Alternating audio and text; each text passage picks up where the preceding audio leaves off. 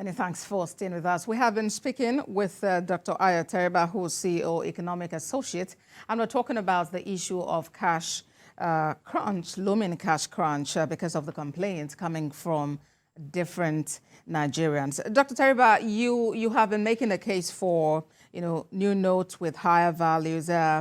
But then, just as I asked earlier, what the guarantee would be that, it would make considerable difference, or if the option should then be having a new kind of currency. Do you think that could work in any way?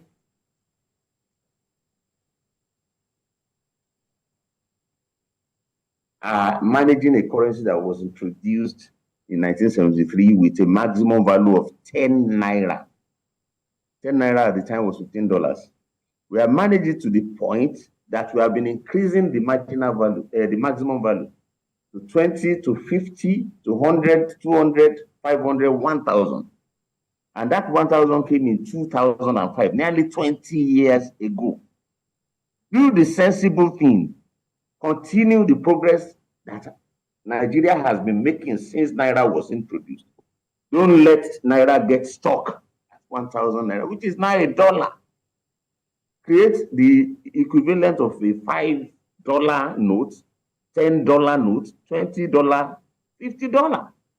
So you speak to retail transactions.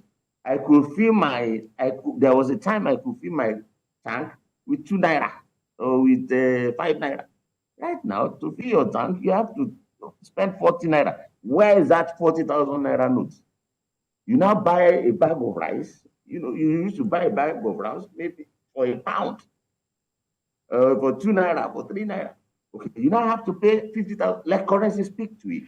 Currency is a means of payment, and you cannot be stagnant when retail prices are growing. If retail prices come down in future, you readjust. That's the point that I'm making, and that's what other countries do. You travel to all other countries, you still have items priced to the cent, to the penny. You get your penny change. Not that everything that you have to pay for must be in the note, because we have failed to increase the face value of the coins. Well, let's talk about another aspect of the economy. You are trying to blame market women, blame banks, blame retail. What did you say, please? All right, let's look at another aspect of the economy. In the midst of all of this, and especially based on the impact that the removal of fuel, of subsidy on petrol is actually having on people, the federal government for this period has announced a 50% slash on bus fares and a free train ride. It should be for 15 days, and it's kicked off on Thursday. First, what's your assessment of the initiative and the impact it would actually have? Well, the whole idea is, that the government is showing that they are sensitive, to, of course, the hardships that Nigerians are facing in the immediate aftermath of recent currency reforms, and that they would like to subsidize, a key component of where the shoe pinches them, by subsidizing transportation, fares for travel.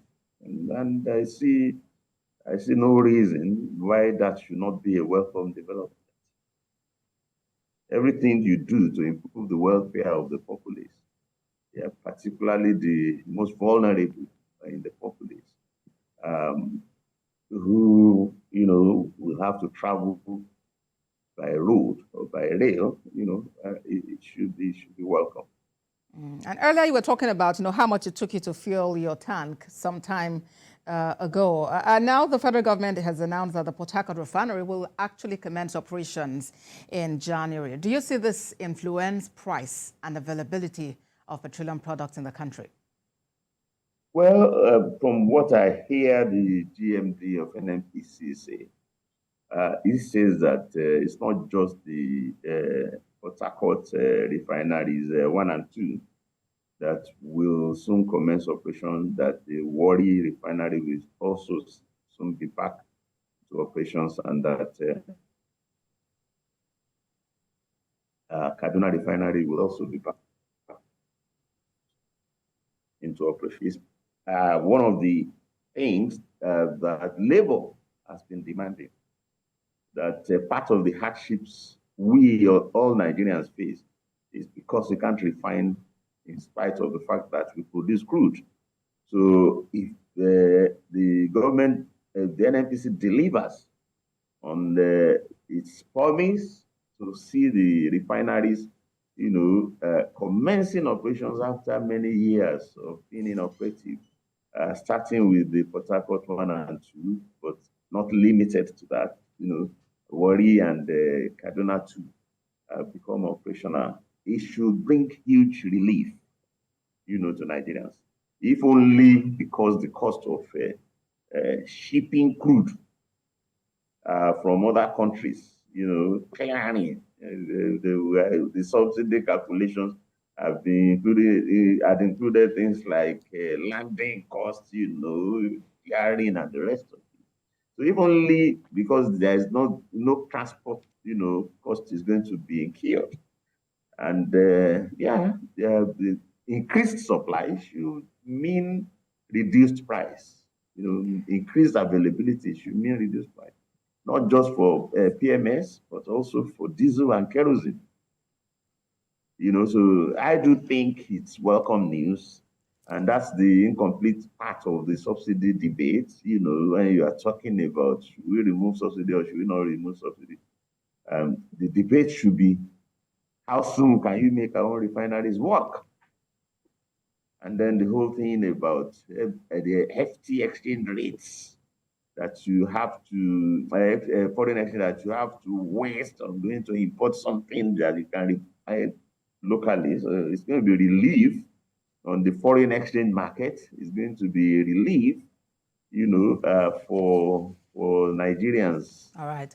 So it's good news. There's nothing to qualify about it if they deliver. And if we don't get back into the dark days in which they say it's been sabotaged, they are broken down again, etc. Other countries run refineries without having any incident of breakdown. So perhaps what is necessary, Dr. Teriba, is that, we just go with some level of optimism. And of course, there would also be that call on Nigerians to be patriotic in the midst of all of this, to make it work, so sabotage doesn't come into it, and we have a system that's very operational. All right, then. Thank you very much for sharing your thoughts with us, CEO Economic Associates, Dr.